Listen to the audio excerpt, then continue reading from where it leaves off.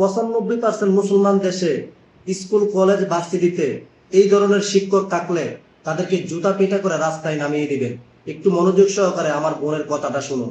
তিনি আমাকে প্র্যাকটিক্যাল ক্লাসে প্রাক্তন শিক্ষার্থীদের কথা উদ্দেশ্য করে আমাকে বলে যে তিনি আমাকে 20 বছর পরে তার জিন্স আর টপসে দেখতে চান, যেটা একজন টিচার হিসাবে তার মুখে খুবই অসম্ভব।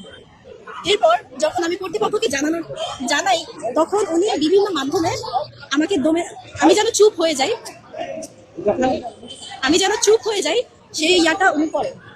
সে ছাত্রদের মাধ্যমে সে আমাকে জানায় আমি যেন চুপ করে যাই। আমি যদি চুপ হয়ে যাই তাহলে আমার সহপাঠী বৃন্দরাও চুপ হয়ে যাবে, ওনার উপর থেকে অভিযোগটা উঠে যাবে।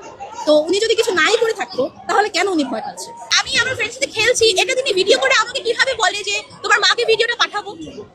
আমি যখন তার উত্তরে বললাম যে স্যার আমার মায়ের কেন সমস্যা থাকবে, উনি তখন আমাকে ইঙ্গিত করে বলে যে ও তাহলে তোমার মাও তোমার। প্রিয় দর্শক বিন্দু, আপনার মতামত অবশ্যই কমেন্ট বক্সে জানিয়ে যাবেন, ভিডিওটা শেয়ার করে দিবেন, পেজটাকে ফলো করে দিবেন।